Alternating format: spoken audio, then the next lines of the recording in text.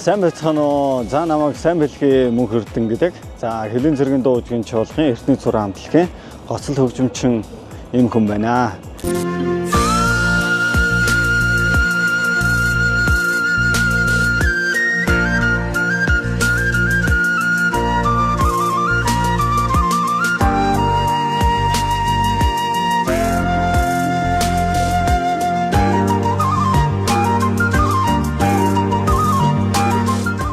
За сайн байцгаана уу? Гэр бүл хосын харилцааны коуч Баяр Жаргал байна.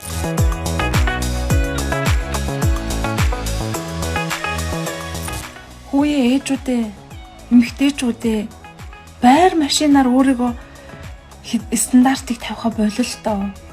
Байр машин юу юм бэ? Тэрнээс ч ихийг бүтээх танд потенциал таны дотор байгаа шүү дээ. Би чамаас чи надаас нэвтрүүлэгт лимчин мөнх эрдэнэтэй оролцож байгаа.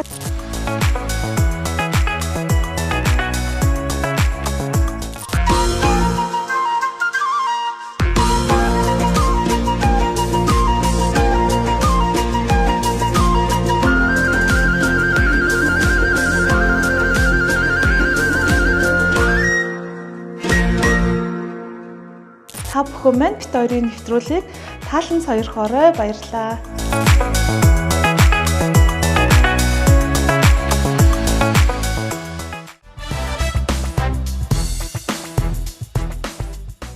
За гэр бүл төлөвлөлтийн талаар одоо хүмүүс олон янз яриа байдаг.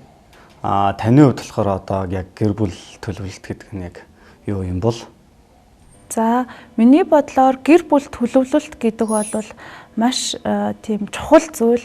Гэвч яг бидний амьдралд болохоор яг тэр төлөвлөлт гэдгийг бас төдийлөн оошоож үзэлгүйгээр гэр бүлээ зохиосон байна уу да гэж анзаарэгддэг. Тэгэд миний хувьд болохоор өөрөө хоёр охины ээж бас гадаад нөхөртэй ийм эмэгтэй байгаа. Тэгээд гэр бүлээ болохоор ялангуяа нөгөө хайртай нөхөртөөгөө танилцахтаа бол хайр дурлалаар холбогдоод явж исэн. Гэвч яг нөгөө хүүхэд төлөвлөлт гэдэг дээр бас нэлээд сайн төлөвлөж иж бит хоёр гэр бүлийн одоо гишүүнээ нэмж хүүхэдтэй болсон байгаа. За миний охин манай гэр бүл чи хонцлог гэр бүл байгаа. Тэгэд миний охинд ямар санагддаг вэ? Эндээ гой санагддаг. За манай гэр бүл чи одоо хэдэн хэлээр ярьдаг вэ?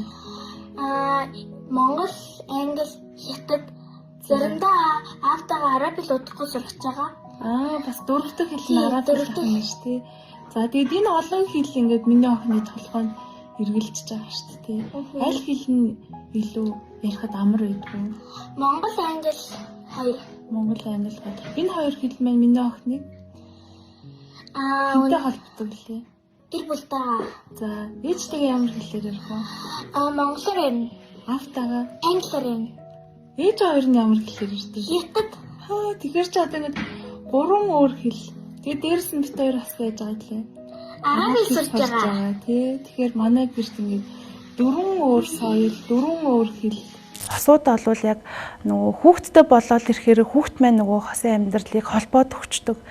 Тэгээд нөгөө бие биенээ таньж мэдээгүйгээс үүдэлтэйгээр айгу эрт гэр бүл болсон байдаг. Энэ нь өөрөө эргээд төлөвлөлтгүй байдлаас үүсэж гинүү да гэж анзаарэгддэг. Тэгээд төлөвлөсөн байхад бол ямар нэгэн байдлаар эрсдлээ тооцоолоод бас яг ээж аав эцэг эх болсныхоо хариуцлагыг үүрэх тал дээр бас арай нэг ухаалаг ханддаг юм уу да гэж боддог. Тэгэхээр төлөвлөлт гэдэг зүйл бол маш хэрэгтэй. Тэгээд энэ зүйлийг маань бол эцэг эхчүүд маань бас хүүхдүүдтээс өөрсдийнхөө амьдралаар үлгэрлэж явж ивэл бас илүү зөвтэй болов уу?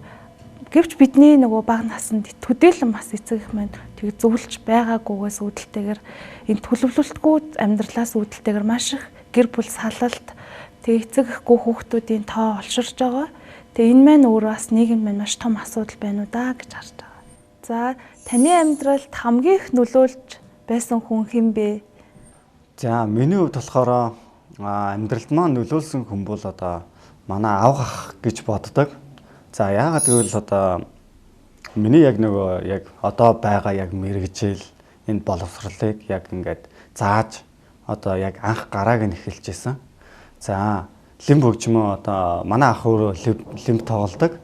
Тэгээд лимб хөгжмөө аав ахаасаа очиж сураад тэгээд яг ингээд сураад тэгээд тэр хөгжмөдөө дурлаад тэгээд одоо яг миний урлагийн гараа маань эхэлсэн. Тэгэхээр одоо авах маань л гэж боддог доо.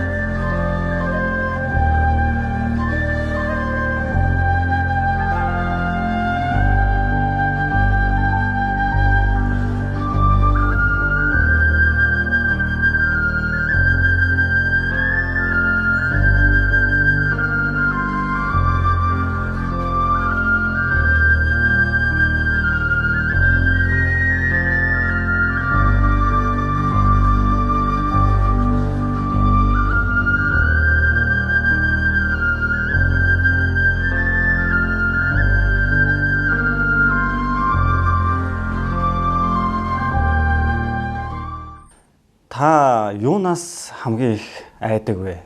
За миний хувьд айдас гэдэг зүйл бас тохиолдож исэн. Тэгээд гэр бүлээ зохиогоод 15 жил болж байна. Тэгээд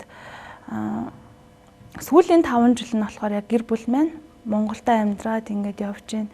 Энэ үед нөгөө хүүхэд маань нөгөө Монгол ээжтэй гадаад аавтай гэдгээрээ үүдэлтэйгээр хүүхдүүд маань бас айгүй тийм нийгмийн бас гадуурхалтанд өртөх тий би өөрөө гэхэд гадаад нөхөртөө гэдгээрээ тэгээд хүүхдүүд маань ихээр ирлиз гэдгээрээ нөхөр маань гадаад хүн гэдгээр бас энэ амьдралд одоо энэ нийгэмд маань нэлээд гадуурхалт гэдэг зүйлд өртөөд эхэлсэн. Тэгээд энэ цаг үед би яг миний эргэлтийн цаг болсон үе гэх юм уу яг нэг 3 жилийн өмнө би өөрийнхөө амьдралд яг гэж энэ зовлонтой амьдралыг одоо зохиовдоо гэж айгаад тэг баг их болчихгүй энэ хүмүүст ингэж мухагаар хилэгдэж чахаар энэ амьдралаа зүгээр зогсооч. Яг тийм нэг асуулттай өөрийнхөө тулгарч ийсэн. Тэг энээсээ маш их сүртэж айж исэн байгаа.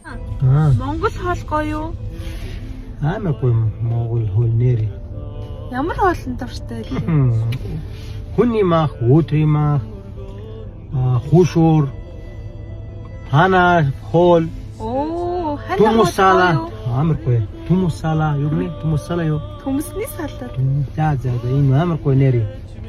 Гэхдээ яагаад би энэ сонгосон амьдралаа хин нэгний одоо харах байдлаар гэх юм уу дүгнэлтээс үүдэлтэйгээр энэ өөрийнхөө сонголтыг зүгээр зогсоогоод энэ амьдралаа яагаад үгүй хийх гэж одоо бодол төрөөд аль болох энэ нөгөө бусдаас биш юм байна.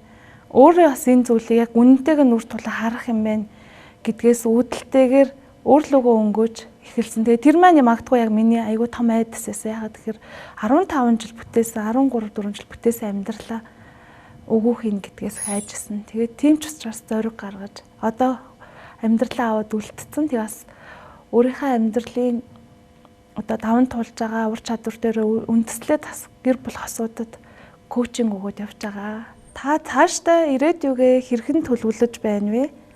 За, миний хувьд болохоор би бол одоо ингээд өөрөө урлагийн хүн. Лим хөгжим тоглодог, уран бүтээл, туйрвдаг. За, тэр утгаараа одоо цаашдаа лим хөгжмөндөө одоо төлхөө одоо уран бүтээлүүдээ хийж яаж лим хөгжмийг одоо дэлхийд те одоо таниулах уу? Монгол лим хөгжмийг яаж сурчлах уу? Одоо шинээр яаж өшөө одоо ямар боломж яаж хөгжих боломж байна? Тэр боломжийг л одоо хайж илэрхийлж зорж байгаа.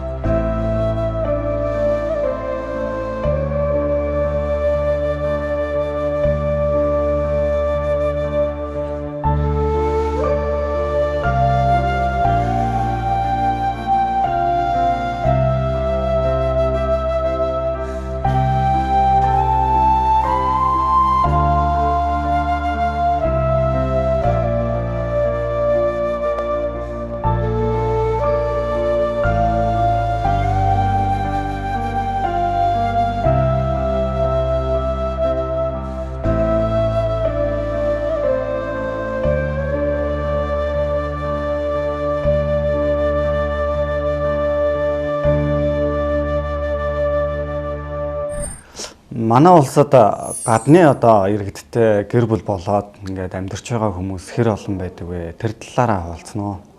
За ер нь нийтлэг бас Америк хүмүүстэй, Орос гэл янз янзын орны хүмүүстэй гэр бүл болсон юм онцлог гэр бүлүүд бол нэлээ их байгаа. Тэгээд зарим хүмүүс маань бол Монголда ингээ гэр бүлээрээ амьдарч байна. Зарим нас яг тухайн орныхаа аль нэг оронд нь эсвэл зарим нь 3 дахь оронд ингээд амьдарч байгаа.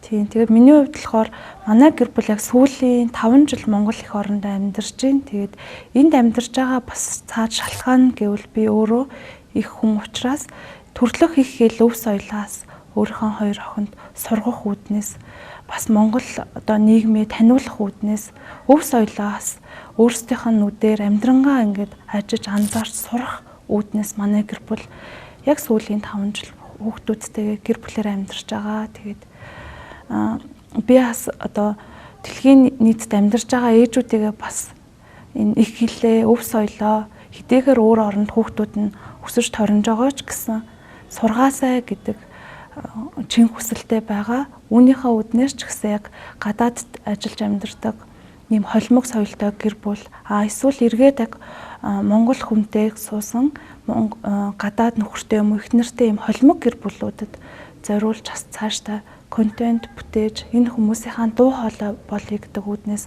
ажиллахаар төлөвлөж байгаа. Эргээд дээрс нөгөө холимог соёлыг бүтээж байгаа Монгол ээж автай гэр бүлүүд байгаа. Энэ хүмүүс маань ч гэсэн бас гадаад оронд яг гадны соёлоор амьдраад байгаа. Эргээд ингээ харахад нөгөө хүүхдүүд маань монгол хэлээ мэддэггүй, монгол өв соёлоос холцсон байдаг. Энэ бүхнийг одоо гадаадд амьдарч байгаа ч гэсэн эцэг маань ухамсартайгаар бас хүүхдүүдтэй өвлүүлээсэ бас тэр сурах орчныг нь мэдэх тийм орчин нөхцөлийг нь бүрдүүлээсэ гэж зорж байгаа. За чиний хувьд нэг зайлшгүй хийж үзмээр санагддаг тэр зүйл чинь юу вэ? За миний хувьд болохоор заавал хийж үзэх ёстой. Одоо гадагшаага явж одоо яг дэлхийгээр одоо тойрч юм уу те Ази орнуудаа тойрч юм уу яг аялын тоглолт хийх. Заавал ер нь хийж үзгсэн гэж ер нь зорддог. Яг тэгвэл аял нь бас нөгөө нэг хөгжмөөс сурчлан тэгээд давхар одоо тэгээд аялаад тэр орны соёлыг бас үзээд одоо амьд байгаа насандаа тий та хүнд юунд хамгийн ихээр талархаж явдаг вэ? Миний хувьд нөгөө хамгийн их талархдаг зүйл маань одоо миний өөрийн бүтээж аваа амьдрал гэж бодож байгаа. Тэгээд өмнө нь бол бас нөгөө уналтанд орсон үедээ яг ч чинь амьдралыг зохиовдоо гэж бодож исэн. Гэвч би энэ ханаа сонгосноор энэ амьдралыг бүтээснээр би айгүй их зүйлийг ойлгож мэдэж ухамсарлаж авч чадсан. Өөрийнхөө хувьд ч гэсэн өөрчлөлтийг бас бүтээж чадсан гэж үзэж байгаа. За нөхрөөрөө дөрвөн айгүй хэцүү монгол үгийг хэлүүлэх гэж байна. Шатна. За шатна. За нишэн тийм уу? За. Гүзэлскэн. Өөрөлцгөн. Чацарган. Зөөхөн нандаа шүү. Яна. Хамгийн хэцүү. За. Цахил ганжуулалтынхаа. Юу нэ? Сахал. Ганжуулалтынхаа. Сайшгүй бэн. Цахил ганжуулалтынхаа. Сахал бун. Шатахгүй энэ суу. Амир. Би чадахгүй амир.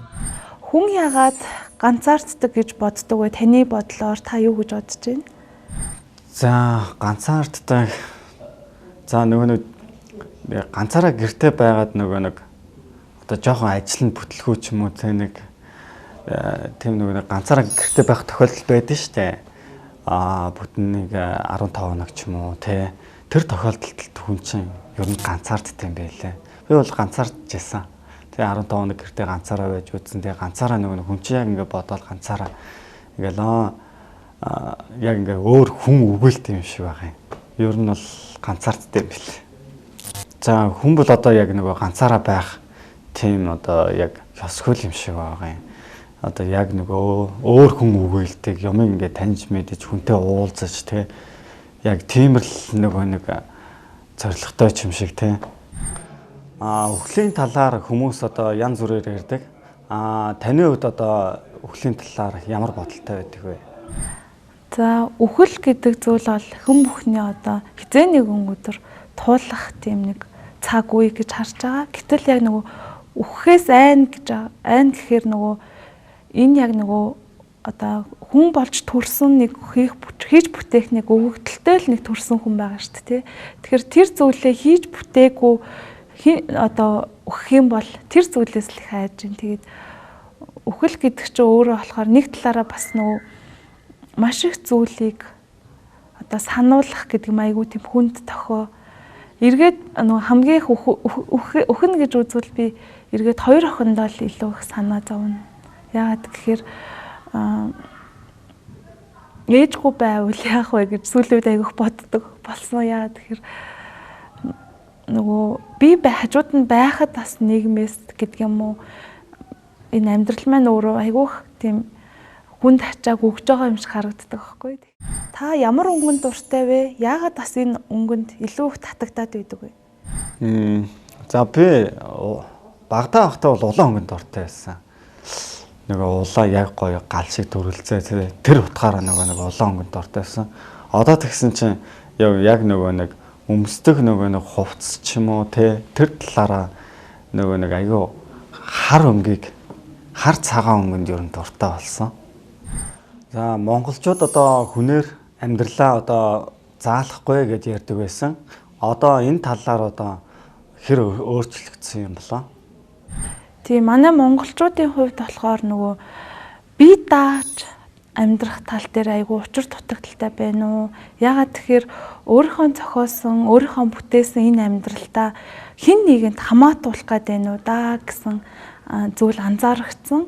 Ягаад тэгэхээр одоо өөрөө ингэж нэг гэр бүл төрж өсчөөд буцаагаад нэг өөрийн гэсэн гэр бүлээ ингээ бүтээж явхад за хатан ээж аав гэдэг юм уу эсвэл ах ээж гэдэг юм уу хэн бүхэнд яг өөрийнхөө амьдралыг хамаатуулаад байна уу да. Энэ нь өөрөө эргээд яг тэр тухайн гэр бүл хосын харилцаанд бас нэлээд тийм сүргээр нөлөөлж гин үү гэж анзаарэгдэж байгаа. Сүүчүүдээ та бие даах чадвартай бай. Тэгсэн цаг хинч таныг дээрлэж, доромжилж, зовоож, шаналгах боломжгүй. Харин та эсэргээрээс сулд ороод байх юм бол өөрийгөө сулд ороогоо мэдрээл, өөрийгөө тавьж туугаал, бусдад дээрлэхүүлээл, чичүүлээл байна шүү дээ. Тэгэхээр танаас бүх зүйл шалтгаантай. Хинч ч найдаад хэрэггүй. Зөвхөн өөрийнхөө хүч, өөрийнхөө потенциал өөртөө л найд. Тэгсэн цагт та өөрийгөө болоод үр хүүхдээ сайн сайхан амьдрал руу хөтлөх чиглүүлэгч нь байх болно.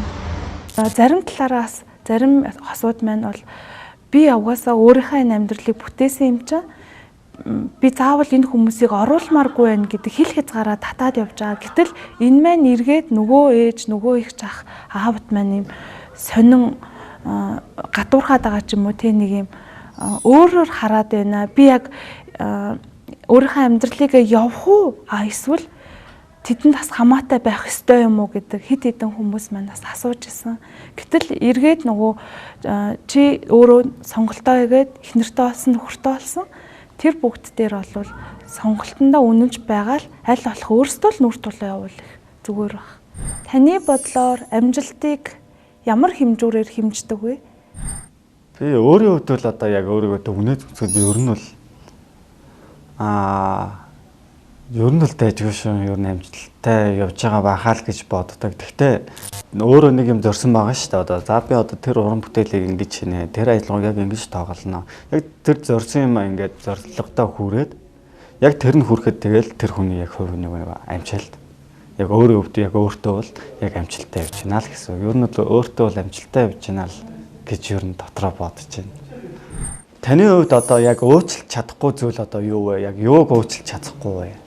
Ер нь нөгөө нэг хүн тухайн нөхцөл байдлыг хүлээн зөвшөөрөөгүй цагт ер нь уучлахгүй нөгөө эргээд нөгөө нэг хүлээн зөвшөөрөөгүй учраас хэн нэгнээс буруу хайх гэж би ямар ч тийм буруу зүйл хийгээгүй бусад хүн одоо буруутай гэдгээр хараад ирэхээр хүн өөрөө дотооддоо уучлах чаддгүй болов уу гэж харагддаг. Тэгэхээр хүлээн зөвшөөрлөөр дамжуулаад уучлалтыг бүтээж чадах юм бол эргээд нөгөө хоорондын харилцаа гэдэг юм уу ямар нэг асуудал идэх юм тэр зүйл маань хүлээн зөвшөөрлөөр дамжуул уучлалтыг бүтээн. Хүлээн зөвшөөрч чадахгүй бол тэр уучлалт гэдэг зүйлийг бол бүтээх боломжгүй гэж харж байгаа. Таны хувьд сошиал хэрэглээний талаар ямар байр суурьтай байдаг вэ? Сошиал хэрэглээ энэ бол одоо ер нь л яг дэлхий хөгжиж чинь тий хөгжих утгаараа бол одоо зайлшгүй одоо нэг сошиал хэрэглээ ингээд давхар хөгжиж байгаа. Нэг бодлын одоо биднэрт уг нь амар байгаа хгүй мэдээлэл ингээд шууд ингээд тэр чинь юу болсон энэ чинь юу болсон шууд ингээд нөгөө сошиалаар ингээд яадаг бид нар мэдээлэл хурдан авч जैन. Одоо хөгжих тал дээр хүмүүс нь сошиалоос мэдээлэл авч जैन. Хөгжих тал дээр бол бид нарт одоо бараг 50% ингээд бүр юмыг ингээд сурахад бараг хялбарлчлаад өгч байгаа гэж боддог. За бас нөгөө буруу утгаараа бол одоо янз бүрийн мэдээлэл те сошиал буруу үлгэр дуурайлалтай одоо хандлагууд зөндөө их гарч штэ. Нэг утгаараа буруу нөгөө утгаараа бас зөв гэж боддог доо. За хамгийн сайн амралт гэж одоо яг таныхаар ямар амралтыг хэлэх вэ? За амрна гэдэг маань өөрөө болохоор хүн ер нь дотооддоо амар амгалан дотооддоо тийм санаа зовнох зүйлгүй тийм байхад юм бол амралтыг бүтээж чадах юм болов. Яг тэгэхээр дотоодын амьсгал ингээл тавчтаал дотроо юм хэцүү байгаа цагт ерөөсөө унтигсэн ч олигтой сайхан амарч чадахгүй. Зүгээр сайхан нэг суугаад юм өөрийгөө анзаараад гадаад орчноо ажиж ингээд үзэх ч гэсэн дотоодтой юм амар амгалан биш байгаа хүн амрах ямарч боломжгүй гэж бодож байна. Тий, дотоод амар амгалан бол миний хувьд амралт юм уу да.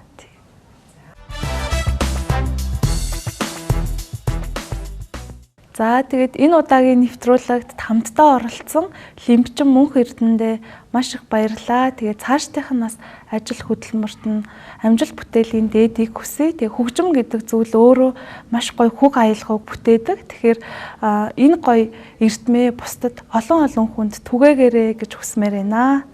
За баярлалаа. Өнөөдөр ингээд хамт ингээд нэвтрүүлэгт орж байгаа таньсан ажлын амжилт хүсье, гэр бүлд нь нэрүүлэх сайн сайхан бүхнийг хүсье.